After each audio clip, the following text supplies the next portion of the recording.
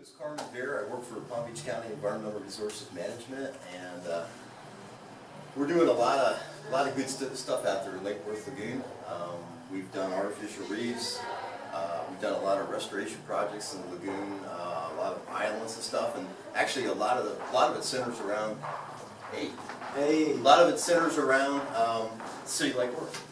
So we sort of want to tout the fact that you guys have been a real partner to work with, and we've been able to do a lot of stuff where other communities can see what we've done and are willing to latch on and also do some of that as well.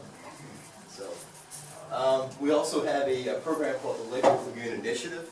In the past, there wasn't a whole lot of effort being put towards the body of water. Most people called it the Intercoastal Waterway. And it's actually quite a bit more than that. It's a lot wider than the intercoastal.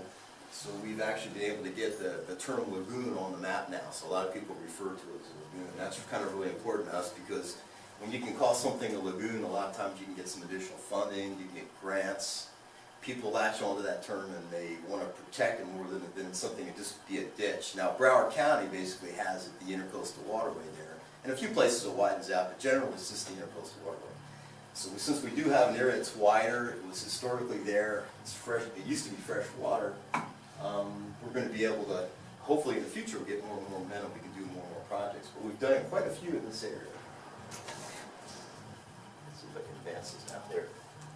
So today we're going to talk about a little bit, just an overview of the lagoon, the different kinds of critters you find in the lagoon, the restoration efforts, and maybe some of the stuff you want to do yourself as a volunteer. All right, where's Lake Worth Lagoon? Here's the state of Florida from an aerial, from I guess a satellite, and here's Lake Okeechobee. So it's kind of really hard to see. You can see Canaveral up here, and the Lake Worth Lagoon is generally probably right here. See where it sticks out to the east? Palm Beach County actually is the easternmost county for the state of Florida, maybe even in the, I'm not going to say it's in the country, but in Florida. And so we're right in this area, so Lake Worth Lagoon would be right there along the ocean. And here's kind of a blow-up of it. This is the lagoon itself, and the borders up here, this is the intercoastal kind of coming off to the side. So the very north end is Lost Tree Village, we talked about that, and the south end would be Boynton. So the Ocean Avenue Bridge is kind of the marker on the south. So it's about 20 miles long, and maybe a half a mile or so wide on average. Some places it's wider, some places narrower. And our focus is, there's the C-51 canal, which is the major contributor to fresh water in the system, and we're down right in here.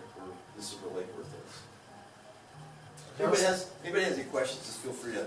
How's the quality of the quality of water? How's the quality? Yeah, the C-51. C-51, not so good. They're running some of the water. They divert some of the water into these things called STAs, stormwater treatment areas, and some of that's getting treated in these big marshes, like 1 mile by 1 mile. So they're dumping a lot of that water there, and it's going through these cells, and it's dumping into the wildlife refuge. So a lot of the water is being taken offline and running through filter marshes. So the stuff that we're getting at here is getting better. It's getting better. It's improving water quality-wise. It's still not ideal, but it's improving. And the other thing is we have the sand trap. I can't go backwards with this thing. This is kind of an old laptop. But we actually have an area on the freshwater side of the C-51 that collects silts and muds, and so we're routinely cleaning that out. Otherwise, that stuff winds up in the Lake Worth Lagoon. So we're trying to take some of these turbidity, things that cause turbidity, trying to take that offline too. So there's improvements being made. Not enough though. It's still, water quality-wise, still not very good. And there's big slugs of fresh water that still episodically get dumped into the water body, and that's not good if you're trying to get seagrasses and things like that, oysters to populate. So this is just a quick little slide here. It talks about basically the Lake Worth was a lake. It was fresh water. The Indians termed the body of water Hypoluxo. So that's where that word, you see that word, there's a town called Hypoluxo Island. It means big water all around, no get out. So you couldn't get action into the ocean, and there wasn't any rivers tying into it, so it was just a big body of water. And then over time they built a couple of inlets. So in 1917 they built the Lake Worth Inlet permanent, and then they built the one in Boynton called the South Lake Worth Inlet. Did that in 27. Before that, the settlers had dug it out a few times, but it filled back in again. And they relocated it eventually to where it is now. and they maintain it. And just as a point of reference, or as like a meaning for scale, you have Indian River Lagoon, which is in red, and this obviously gets a lot of attention. The Loxahatchee River, which actually gets pretty good acclaim as well. It's fairly small, but you can see it's in green there. Lake Worth Lagoon, in context, is only, it's fairly small, but it's, it's the best that we have here locally, and we can make it a lot better than it is now, for sure. And then this kind of shows you the plumbing, how everything's set up. You have the major canals, the C-51, which comes here, but it actually runs, runs this way, all the way out to Lake Okeechobee. So it runs straight shot to here. It hits this area. These were all the filter marshes that are right in here. And then that gets diverted in this direction, which is, this is the Conservation Area 1. And so we're trying to clean the water through these cells where it's darker there, and then divert the water south. Otherwise, it makes a straight shot this way, and then does a dog leg, and it discharges directly into the lagoon there. We also have contributions into the lagoon on the C-17, which is up around the Urban River, North Palm Beach. And we have another canal that discharges directly, and it's the C-16, which is down Boynton. So those are the three contributors of fresh water. So the C-51 is also the Southern Boulevard Canal? Yeah, the one that's on the south side of the Southern Boulevard. It's a big, wide one, yes. And that's the one that's been the culprit of, causing most of the siltations, most of the impacts we have, most of the nutrient inputs. 85% of all the impurities that go in the lagoon probably come from that canal, or at least used to be. Which borders Lake Worth and... Yeah, it separates Lake Worth from City West Palm. Yeah, you get the IHOPs right there. No, Yeah, I thought they trees, tore it wings. down. Pardon? They tore The it old down. They tore that down? Oh, that's why I point of reference. It's Right. terrible. Quick These are- question, I'm yeah. sorry to interrupt. Go ahead. I don't know if you know, her name's Jill Abramson from Harbor Branch.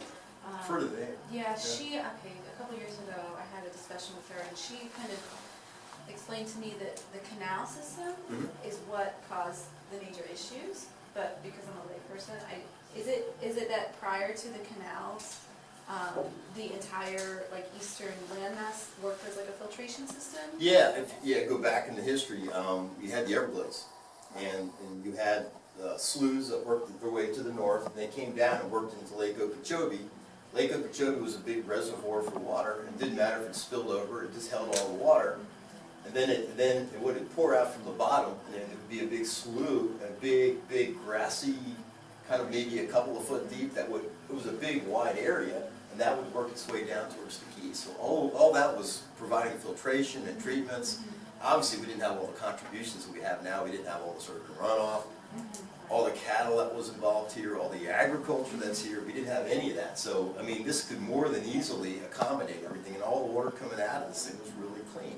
And then we went in there and started planting sugar and bringing a lot of cattle on the north end, dumping all these nutrients, all the fertilizers, and then we shrunk the area that was the filtration. We shrunk that by probably 80%. So you have 20% left, and you have probably 10 to 20 times as much nutrient going into a much smaller area, and it doesn't work. So that's why we have all these impurities getting away.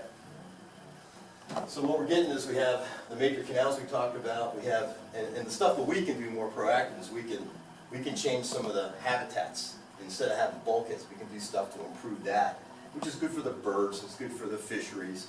You still have poor water, you still got to deal with the water quality, but you can look at trying to improve habitats anyway. You got bridges, not as much of a problem. Dredging and fill projects, back in the 50s and 60s, they dredged and filled a lot around here. They changed a lot of the complexion of the lagoon. This is the port here. And then we have all the discharges from storm drains, which there's a lot of localized ones. And I think we got something from the Lake Worth Lagoon initiative. We actually had stickers, or little plaques we could cement on these grates that said, whatever goes in here goes into the lagoon. So just as an awareness thing. So if somebody thinks, oh, that's going into sewer, no, it's going straight out the lagoon, straight shot. So people don't realize that. I've seen those stickers. Okay. Yes, ma'am. I don't want to take too much time off track, but some of the storm drains let in plastic bottles and the big red drinking cups. And I Okay. see them go out and they come out right in the intercoastal? Is there any way to design those drains so the plastic simply doesn't go in? They have these things called baffle boxes, and those are interceptors. So say it goes down here, before it gets a chance to go straight out to the lagoon, there's these great big boxes, big cement boxes, and there's like filters in there, and there's screens in there, and it can screen the stuff out. The problem, and we installed some of those. The city actually did a couple of those where the golf course is. But the problem is it takes a lot to maintain these. You got to go in there and you've got to pick the grate up, which weighs a lot, and then you've got to go in there and you got to clean out. You got to pick the screens up, take the trash out, and then you can actually pick up some nutrients that way. So it's a good thing to do, but it's expensive, and each one you put in place, it's more and more costly. So if you're going to somebody that they can barely maintain what they have and say, oh, by the way, we want to put a 12 or 15 baffle boxes in, a lot of people just can't. You can get money to install them initially, but to maintain them later, it's difficult. So that's part of the learning process. And there seems to be more and more money being available for things. So we may be looking more towards that. It's really easy to build stuff. The problem is maintaining it after it's built. That's the big issue. You know? There's always big money for the projects, but nobody cares about the maintenance because you don't get a lot of accolades for maintenance. All the accolades are given out for building the project, the ribbon cutting.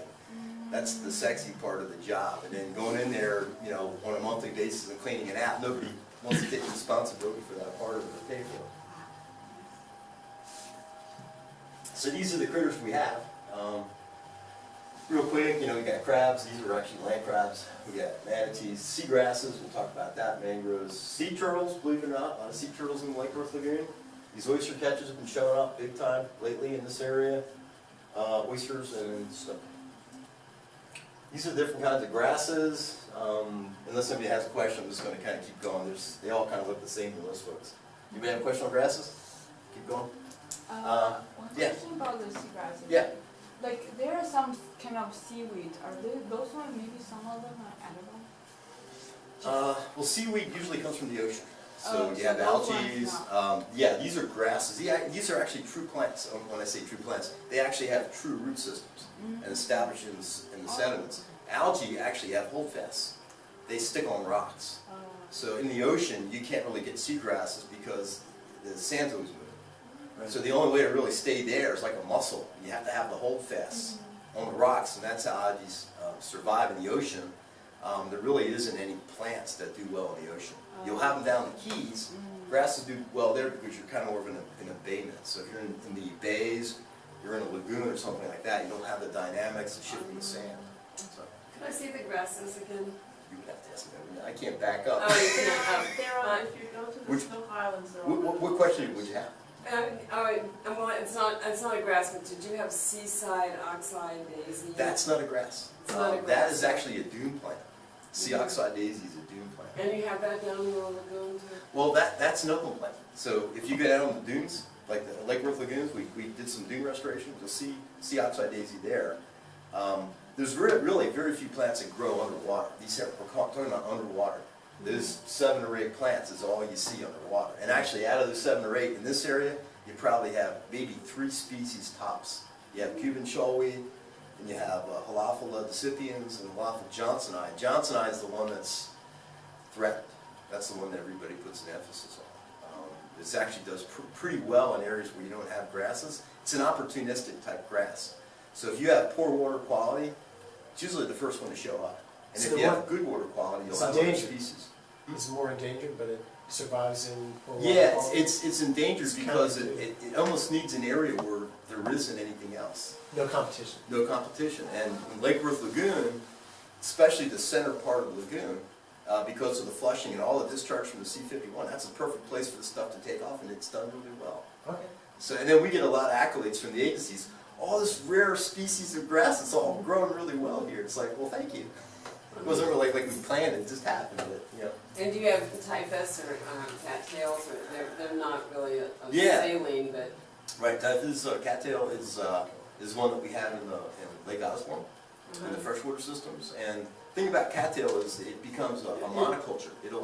It's great for filter uptakes, but it'll take over and take over for other species. well, I went over to Lake Osborne looking for it, and I didn't Okay. see it because it's classified as invasive, so I thought Yeah. maybe it had been taken Yeah. out. Because I was actually looking Yeah. for some, and what we do is we try to manage that one. We try to cut some of it out, put in bulrushes and spike rushes and, you know, flag, and things that do well in the water, but you want to sort of have a variety. And wildlife really likes the variety. Mother Nature typically does a mosaic or a variety. So if you have one type of species there and it's sort of taken over, the cattail's there because of the nutrients. When you get a lot of nutrients, it thrives in that condition. Yeah, and cattails are great for bioremediation. They clean Yeah. the water.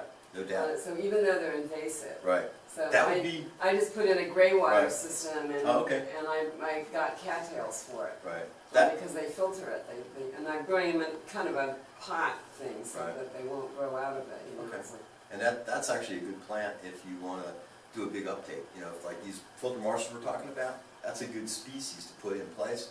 The only thing is you don't want to have spread too many seeds and populate everything and explode. But that's the perfect one to take up nutrients. But then what you do is you go in there and harvest it. yeah. So go in there with one of those harvesting machines and pick up Well, all the biomass. You and- can use it for fuel too. You can actually Exactly, burn it, so- that's one of the things, Yeah. instead of using corn or food plants, Right. they're talking about cattails. Yeah, It's it the makes- it plant makes that they sense. want to make biofuel Right. out of. So- That's a good marriage of two things. You're taking the nutrients and you're taking it out of the system and you're burning it, making fuel out of it. It's like, that's a win-win. Right. Is that native to this area? No. Cattails? Yeah. I mean, it is, but, yeah, it's here, but the problem is, because of all the nutrients we've added to the system, Yeah. it's the one that does the best, and it's sort of taken over for all the other plants. So the marsh grass of the cattail does really good in fresh water, but it used to be balanced in the one time. Are you planting any of the seagrasses in the restorations within the projects? We don't plant seagrasses, it's difficult to do that, but what we do is we get the elevations suchly that grasses, we know grasses will do well. And in the case of Snook Islands, we actually got the elevations such that we were hoping grasses would come in, and they came in. Every area that we thought, the elevations are like about a foot under low tide to about 4 foot under low tide. That's the best zone for grasses, and that's how we designed Snook. And grasses took off in there. We had like 50 acres of grass in an area that was only about 60 acres of bottom that we had changed. Where is it? 'Cause I don't see it. You don't see it. We had a problem with it recently. All the fresh water coming out of the canals actually washed this area out. So we lost a lot of the grasses. Because I'm kayak Yeah. between Southern Boulevard and South It's- Atlantic Bridge. It's pretty, there's not a whole lot of grasses there for sure. And mainly because last year, they dumped so much fresh water from the C-51, and grasses are sensitive to fresh water, it just wiped the whole thing out.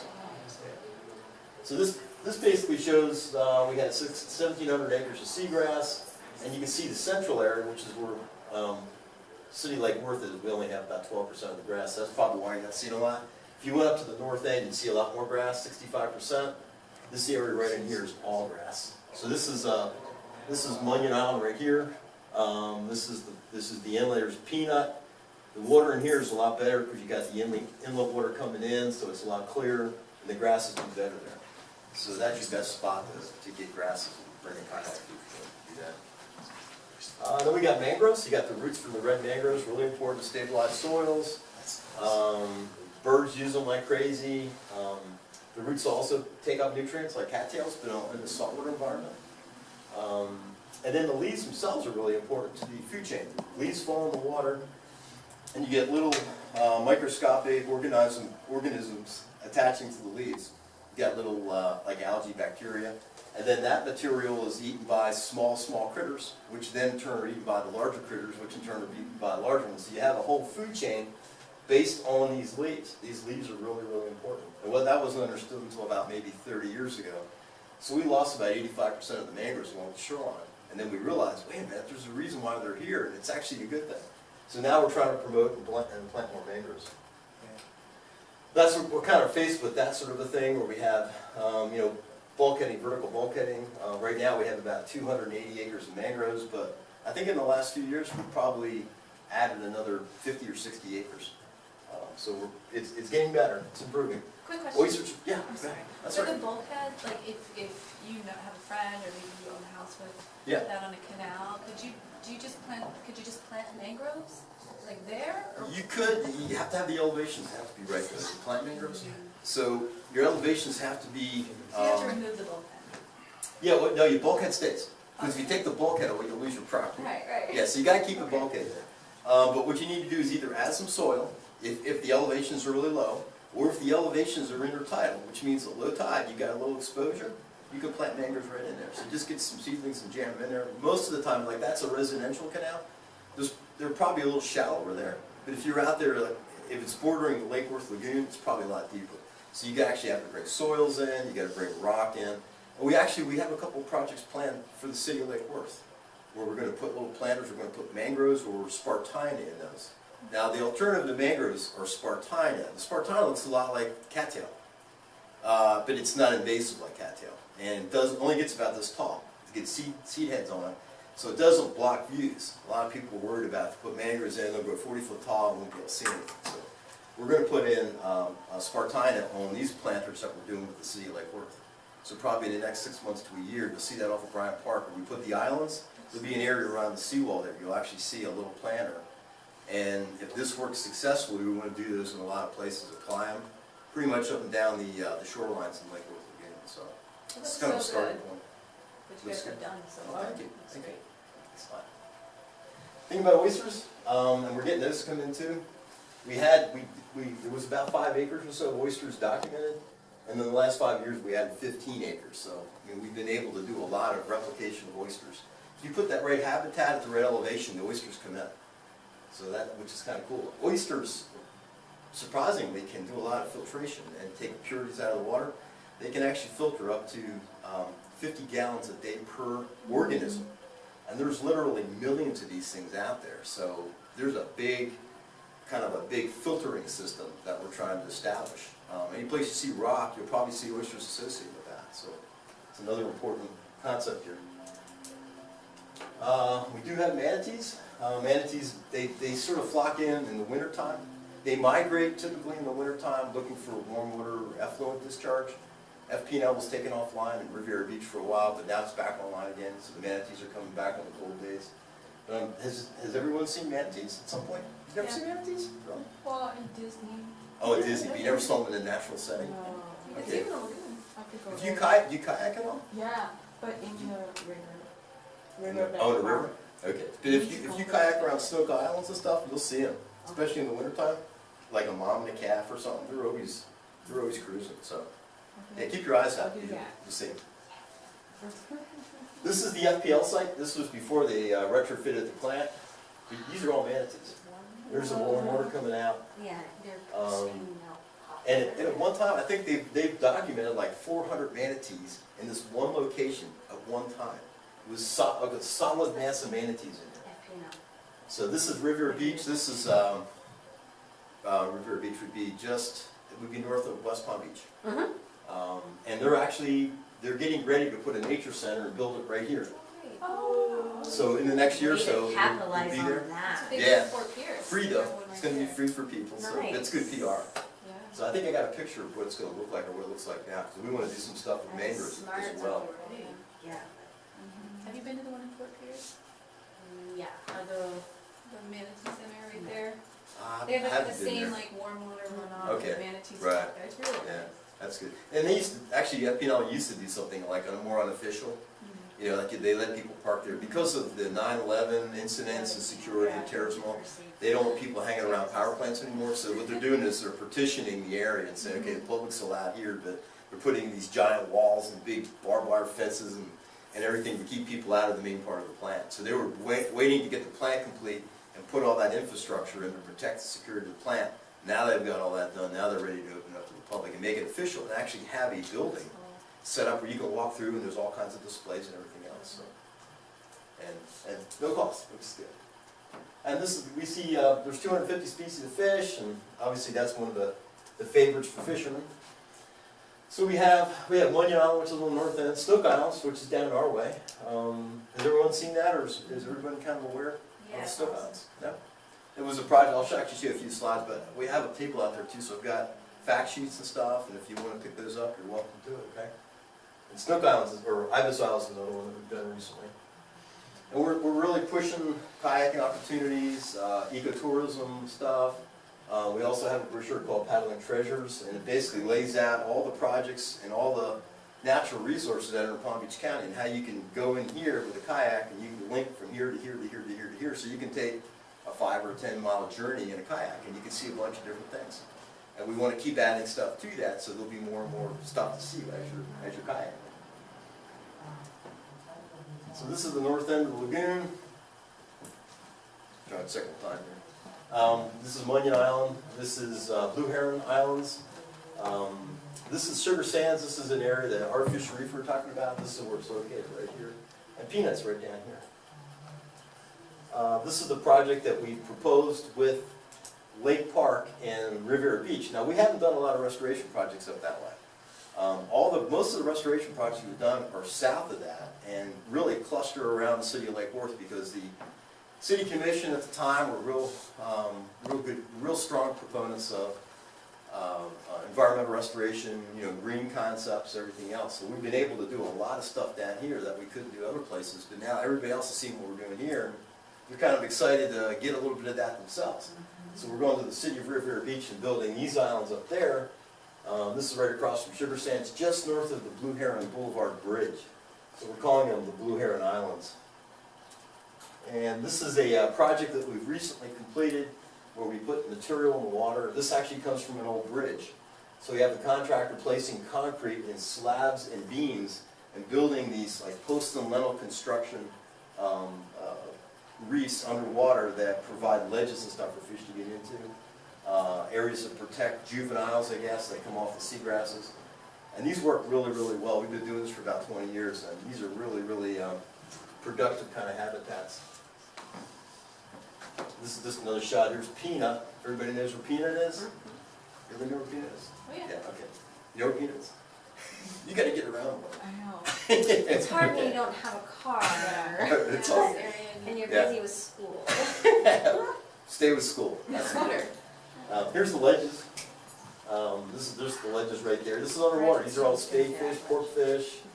That's this area right in here.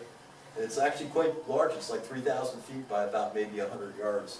So we've got a lot of area in there we can mess with. And then we've got Peanut. We've done a lot of reef projects here. If anybody gets a chance to get out there and see all the reefs that are out there, snorkeling is really good. Kids, Yeah. it's a great spot for kids to get out and snorkel. And then we have Blue Heron Boulevard. We talked about that, Wes, right? Right in here, we put in some reef here. And this is actually a world-renowned area for snorkelers and even divers. The water comes in from the inlet here, and it's really, really clear. So you can actually see 100-foot visibility underwater sometimes in this area. And there's all kinds of little critters that drop out from the inlet, because the inlet has all sorts of eggs and small fishes and invertebrates and everything that are still very, very small. They all come through here and they settle out in this general area. So there's some real dynamics as far as diversity of species. We'll have like 300 species of critters here, whereas in most places 100's a lot. So it's just a real, real diverse area. People love it.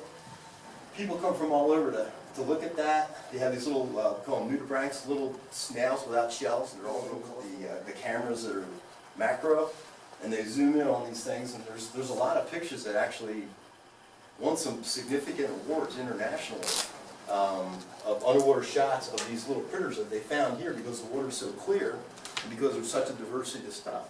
Easy to get here. You can come across the bridge and park your car here at a high tide. You can just jump in the water and swim there. It's Phil Foster Park, isn't it? Yes. Yeah. Okay, this is what we're talking about. This is the area that we kind of worked within this spot. And what we did is we got a lot of large, flat, they call it capstone or cap rock. And we had small rocks put down. I think we got another picture right here. So we put small rocks down, put the big rock on top to create the ledge effect. And then eventually all this will recruit with corals and sponges. And it's been in the water for about 2 years now. And it's working really, really well. We're probably going to add to it because it is working so well, and the public seem to love it. So we had a ribbon cutting ceremony. This is actually Harvey's the one that designed the project. He's retired since. And then we had a mermaid show. So a lot of pictures. And this is Peanut Island. This is the west. This is the east side. The inlet comes this way. So all the pretty water's coming in here. And so we put these rocks. These rocks actually hold the beach from eroding out, because the beach wants to migrate and go west. So we have these little, they call them tumbalas, these little wicks that come off. That actually holds the sand in place. We're getting ready to put another reef here. And these little yellow areas, they're all going to be little discrete piles of rock as well. So there's going to be a lot of stuff to see here. And it's the receiving end of all this water coming through. These areas are especially good for little kids that work to swim on this side. They don't have to go very far off the beach. Lots and lots of fish, probably like 3 or 4 foot of water, that type of thing. So a lot of camps go out there in the summertime, big time. And then we have an area here. It's a little deeper in here, and we have a platform where people can swim in here and actually come out of the water if they want. And there's a lot of reef in here. It's a little deeper. It's about maybe 10 foot there. And then we have the back part of the lagoon that we restored too. This is another area that we want to put some reef in, right in here. So it's almost like you put hard substrate, you'll get critters. And the idea is the more critters you get, the better the system. So we're trying to do that, promote that. We're working with the city of Lake Worth. We have, they've kind of saw what we did with Lake Worth. Lake Worth, City of West Palm is the ones that want to sort of emulate what Lake Worth's already done. So they have a lot of parks they want us to work in. So they've contacted us, and they have about, I think around 13 parks total, but maybe 8 of them make sense to actually do some restoration work on. So we're going to focus it on, right now, we're going to focus on Curry, because that's a big one. And we're actually going to focus, our first 2 efforts are going to be Curry Park and the FPL site. So we've got a couple pictures of that. Here's the FPL site. This is the area where all the manatees were in that last slide we saw. Well, they're all kind of gathered in here. This is where the manatee center is going to be constructed, and this is where all the public parking is going to be right here. So we want to try to put in a planter along this area, kind of keep this area open for viewing and for manatees and stuff, and then maybe put a planter to the south. So that's kind of in the works now. We're negotiating that with FPL. This is the one off of Curry Park. You got the boat launching facility here at Curry, and you've got, this is an area that shuttles people back and forth to Peanut, part of the Maritime Museum shuttle service. So we want to go ahead and try to put some mangroves. We don't want to block a lot of views, but they're willing to let us come in here and put these little discrete areas of mangroves in, as long as we leave big areas for viewing and stuff. So similar to what we've done, or we're doing with the City of Lake Worth, we're also going to do that with West Palm. What am I doing for time, Richard? Let me wrap this up. How far are you? I mean, I can probably stop in about 5 minutes. Will that work? Christy? That's good for me. Is that good? I think Christy's enjoying the presentation. I don't think Okay. anyone's come in for mine. Okay. Yeah. Well, And and except they're probably all here if for yours. You 2 have seen it, so. Okay, well, I'll wrap this up in 5 minutes. If you take all half hour, come on. This is Southern Boulevard Bridge, and this was privately owned. So was this, and the Audubon Society received the rights to it. I think they're still. I don't think they own these. I think they're leasing these for 99 years. That started back in the 1940s. But this was owned by the Bingham family. They used to have a big mansion over here. And since then, the Audubons acquired it. So now they actually physically own this whole area. And we work with DOT in doing some projects and helping them mitigate the work that they've done, like changing a bridge design or something. They have to do some environmental restoration, so they come to us and ask us for help. And so that we're going to go ahead and probably get them to fund this whole thing, but we can take all the exotics out of this whole area on both of these, and where we can scrape down and replant it with some native hammock materials, we're going to do that. And this looks like a big area right here that we can work in. There's an area right here. So this all was approved by the board last week. So we're going to jump in there with both feet on this. This That's is just awesome. This is just Yeah. north of where we are here. So The board being the Palm Beach County Board. yeah, we're kind of close here. That's awesome. And so who's gonna be responsible for that? Not, is Um, it ERM or is ERM. part? ERM. ERM's good. Urban and Audubon, we're going to sign up a couple That's of awesome. partnerships. And we want to kind of build some bird stuff in this too. Because it's Audubon, so obviously they want to see Right. birds too. They kind of have an agenda. Right, exactly. How you doing? Good.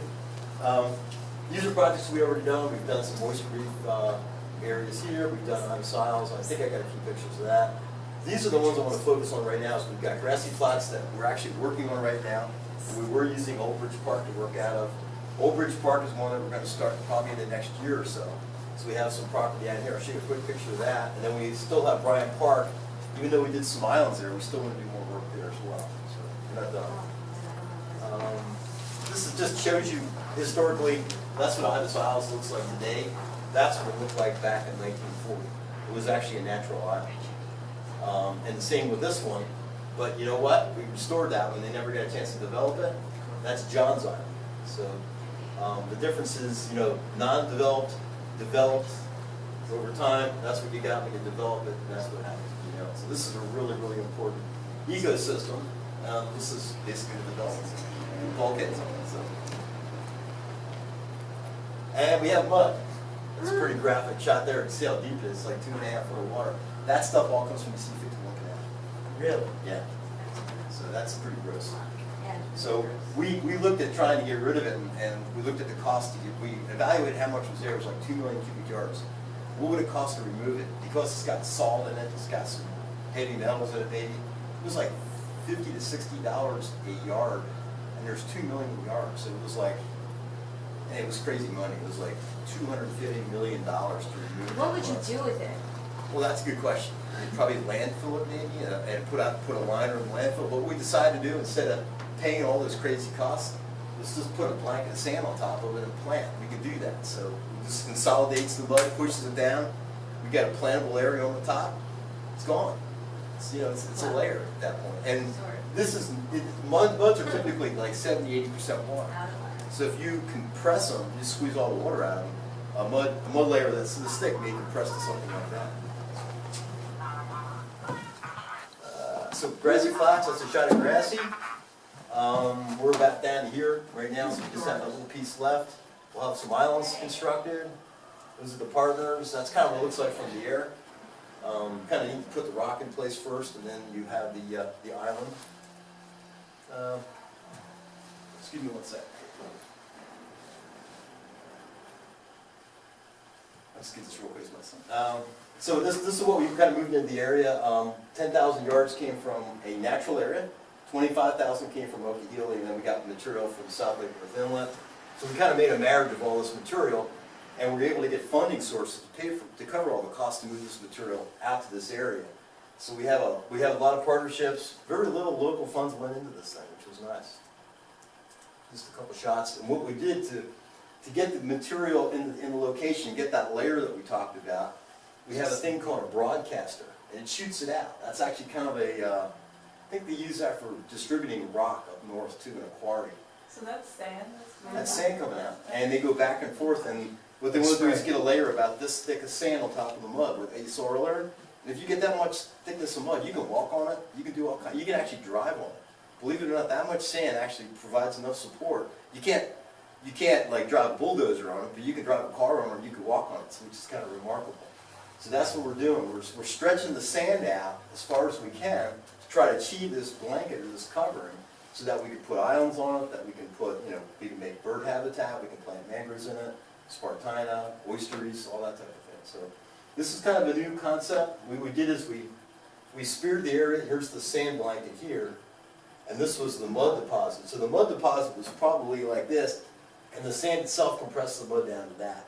So all the water gets squeezed out. We talked about. So something this deep of mud, because of all the water that's in it, can compress to something like that when you're all done. But when you're taking it away and you have to pay for it, you pay for it based on this volume. Will it eventually siphon out and the island will settle? Subside? I mean, you think it might.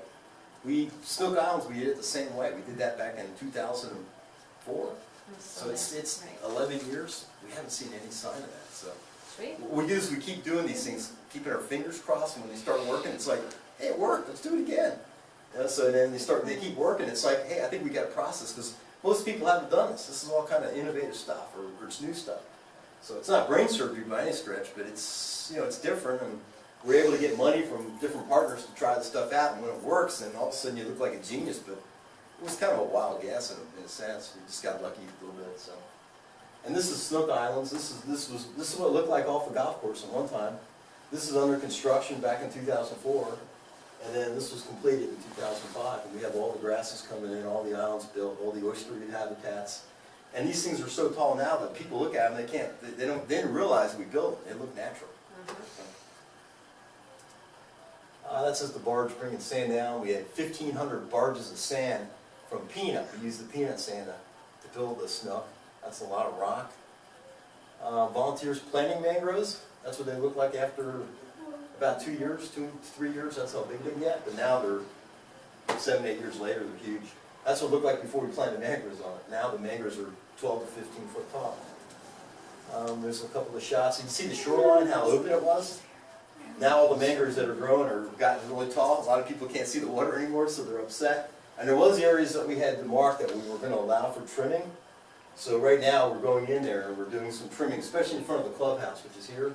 There was an area here that was always wide open for vistas, so we want to sort of bring those vistas back into play again. So some of the more purists want to see a habitat. They don't want us to touch any mangroves, but you know, we come to them and say, look, there wasn't mangroves there to begin with. Those all came in as a result of us building, and we promised the constituents that allowed us to work here that we were going to maintain them. So we have to deliver on our promise. So that's the history. Oyster catchers are coming in. We've got, I think we've probably hatched out about 10 or 12 oyster catchers since we built it. And oyster catchers are really rare. They only had a mated pair documented as far south as New Smyrna Beach. There wasn't another mated pair of oyster catchers any place from there all the way out to the Keys. After we got done Snook Islands, we had a mated pair show up. They had a chick. Next year another chick. Next year another chick. And then those chicks started coming. Now we have 2 or 3 nests at one time, and we're getting 2 or 3 chicks coming off each nest. So now all of a sudden, it's like an explosion of population for the oysters. Public use facility, kind of go through this real quick. Everybody knows about that. The shots of that. The critters we get, fiddler crabs coming off of it, different species of fish. This is a project that I can talk about it outside of the table. This is Old Bridge Park. We're going to be doing a project here along the east side. There's the municipal beach over here, and then we've got the parking lot. We're going to be doing some retrofits on the actual park itself. Kind of just to lay out a little bit on that. We've got this little planter that we're going to be building. We've got permission to do right here. That's the thing that we're going to do in the next 6 months. So these are the islands that we put in for context. And partners, things are happening. We also have a volunteer group that dive underwater and collect data for us in the ocean. So it's kind of cool. Reef research team. That's it.